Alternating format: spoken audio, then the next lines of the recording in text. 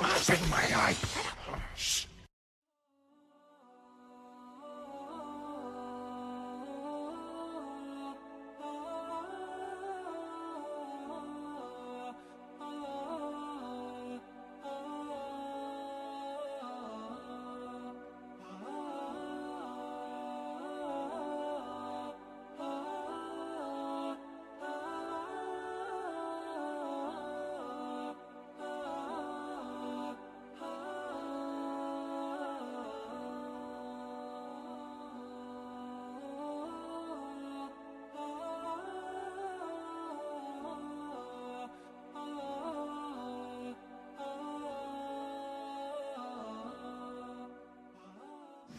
According to the Bible, the son of sacrifice was Isaac. According to the passages of the Quran and authentic narrations, I must stress authentic narrations, the sacrificed son was Ishmael. David Wood is going to attempt to discredit the Muslim position regarding the son of sacrifice being Ishmael by quoting early Muslims who had the opinion that it was Isaac. But this will not get him very far, and I will deal with this point in the rebuttals, inshallah, if he brings it up. Now the Bible also supports the Muslim position regarding Ishmael being the sacrificial son. I will quote to you the following passage. Genesis chapter 22 says the following. God said, "Take your son, your only son who you love, Isaac." According to Strong's Concordance, the word Yahid was seen by the ancient Jews to mean only begotten son, as the theological word book of the Old Testament confirms. Also, according to Gesenius's lexicon, the word Yahid means only, especially only begotten or only child. Hence, the way an ancient Jew would read this passage is in the following way. Take your son, your only begotten son. I would like David to also explain to us that when was Isaac the only begotten son of Abraham? If Ishmael was 14 years older than Isaac, then this means that for 14 years Ishmael was the one and only begotten son of Abraham.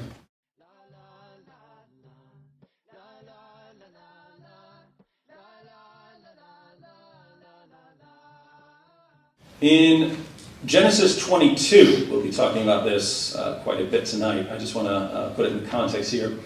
In Genesis 22, God commands Abraham to sacrifice his son Isaac. That's what the text says. Abraham takes his son Isaac to the region of Moriah, and as they're walking up one of the mountains there, Isaac asks his father Abraham, "Where is the lamb for the burnt offering?" And Abraham answers, "God himself will provide the lamb for the burnt offering." A little later, when Abraham is about to sacrifice his son Isaac, God stops him because God was only testing him. Then Abraham looks and sees a ram caught by its horns, and Abraham offers the ram as a sacrifice. But what about that lamb? He had his offering there in the ram, but Abraham had said that God's going to provide a lamb. And where was it? Abraham's a prophet. You know, it's funny, in Genesis chapter 22, when David Wood mentions the fact that a lamb was given, in Genesis 22 he says that Abraham named that mountain Yahweh will provide. The problem is, according to Exodus chapter 6, Abraham never even knew of the name Yahweh, so there's a contradiction there.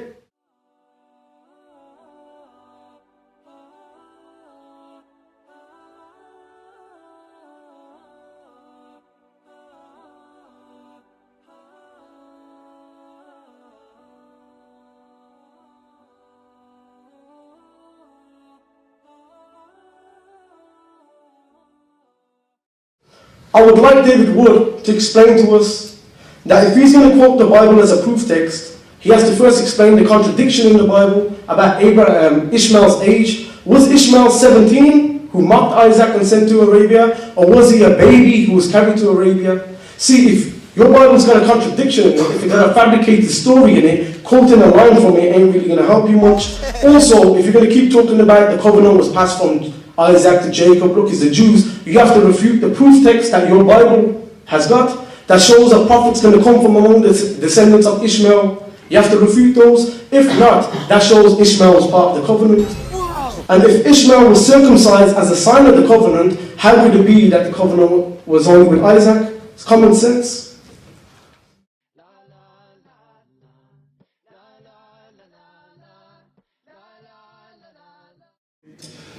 Genesis chapter 22.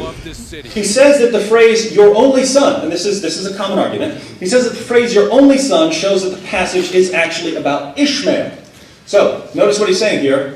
Abraham is taking Isaac with him, and God says "your only son," and Zakir says, "Well, this must mean Ishmael, not Isaac." Now, what's the problem? Ishmael has already been expelled from the house. He's already gone.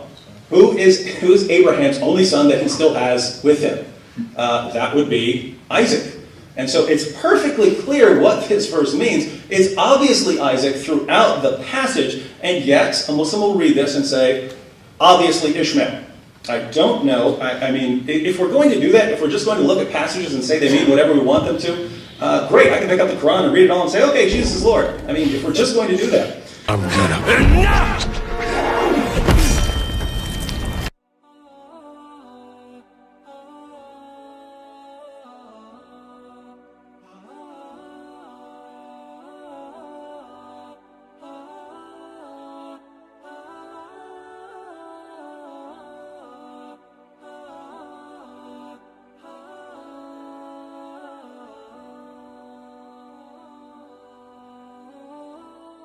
Take your son, your only begotten son. I would like David to also explain to us that when was Isaac the only begotten son of Abraham? Hello, I apologize. My colleague here forgot to say please. So then back to Genesis 22, it says, oh, Isaac was the only son with him, the only begotten son, the text says. Now, if I've got a son that lives in Birmingham with me and one's in Australia, this son's still not my only begotten son. So I want you to tell us, when was Isaac the only begotten son of Abraham? One question.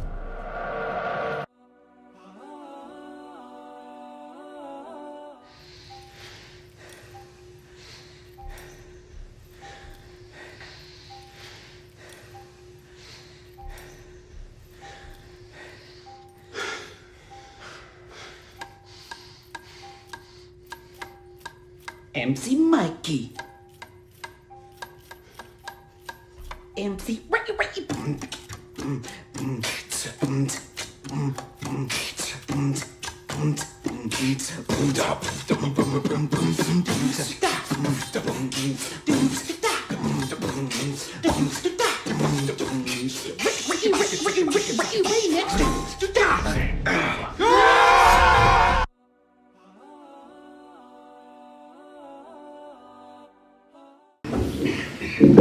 Folks, I'm very, very disappointed tonight.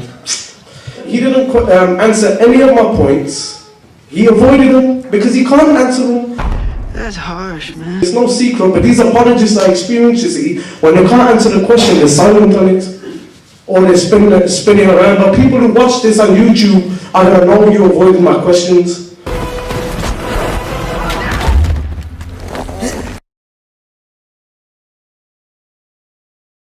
So folks, people who watch this on YouTube and see this debate, they will know he avoided most of my questions, so the covenant was with Ishmael and Isaac. Everybody calm down!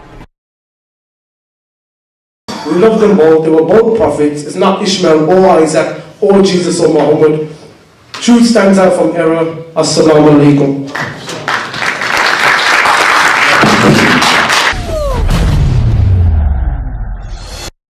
Cowabunga.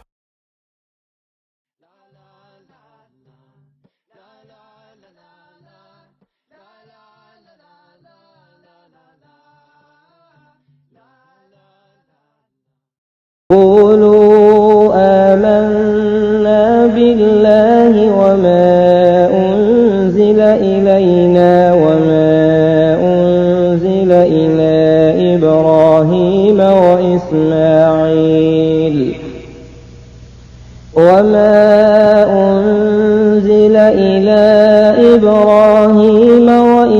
وإسماعيل وإسحاق ويعقوب والأسباط وما أوتي